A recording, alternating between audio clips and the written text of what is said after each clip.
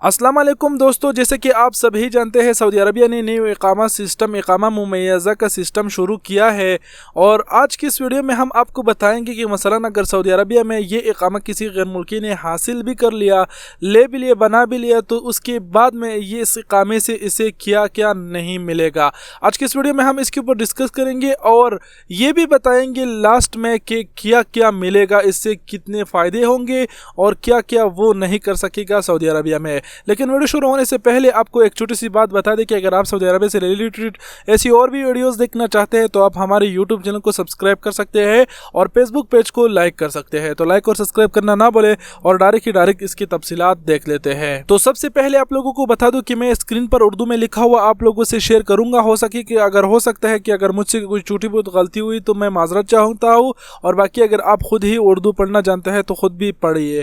تو سب سے پہلے ابھی بات کرتے ہیں کہ منفرد اقامے سے کیا نہیں ملے گا۔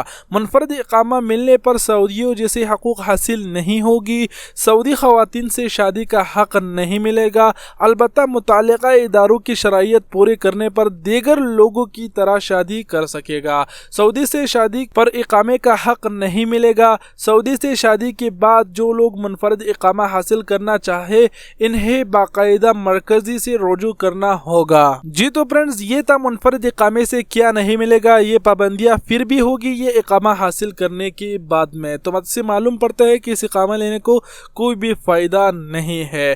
اب اگر آپ دوبارہ پڑھنا چاہتے ہیں تو خود ہی پڑھیے، اور میں آپ لوگوں کو بتا دوں کہ اس اقامے سے کتنے فائدے ہوں گے، وہ مکمل فائدے بھی آپ لوگوں کو بتا دیتا ہوں۔ منفرد اقامہ رکھنے والوں کے لیے مندرجہ ذیل حقوق اور فرائض مقرر کی گئی ہے، جیسے کہ سعودی عرب میں اپنے اہل خانہ کے ساتھ قیام کا حق اسے حاصل ہوگا، مقررہ ضوابط کے مطابق رشتہ داروں کے لیے ویزے کا اجراء بھی کر سکے گا، حسب ضرورت گھریلو عملہ درآمد کر سکے گا، رہائشی، تجارتی اور صناعی اغراض و مقصد کے لیے جائیداد خریدنے کا مجاز ہوگا، مکہ مکرمہ، مدینہ منورہ اور سرحدی علاقوں سے اسے استثناء ہوگی۔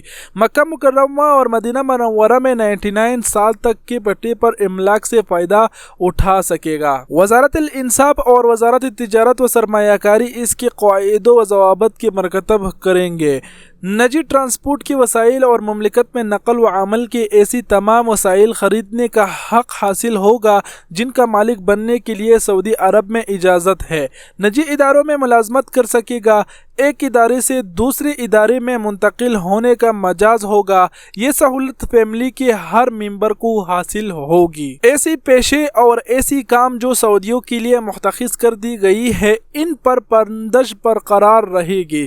ان سے منفرد اقامہ رکھنے والوں کو بھی استثناء نہیں ملے گا۔ سعودی عرب میں آنے جانے آزادی حاصل ہوگی، خروج عودہ کا ویزا خود از خود حاصل کر سکے گا۔ سعودی ہوائی اڈوں پر برے سرحدی چوکیوں سے سفر کرتے وقت سعودیوں کے لیے مخصوص لائن کو استعمال کر سکے گا۔ غیر ملکی سرمایہ کاری قانون کے مطابق کاروبار کا استحقاق بھی ہوگا۔ جی تو فرینڈز، یہ تھا منفرد اقامے کے حوالے سے کچھ نیا معلومات۔ تو امید کرتا ہوں ویڈیو آپ لوگوں کو پسند آئی ہوگی، اور آپ سب کے قیمتی وقت کا بہت شکریہ۔ اپنا بہت سارا خیال رکھیے گا۔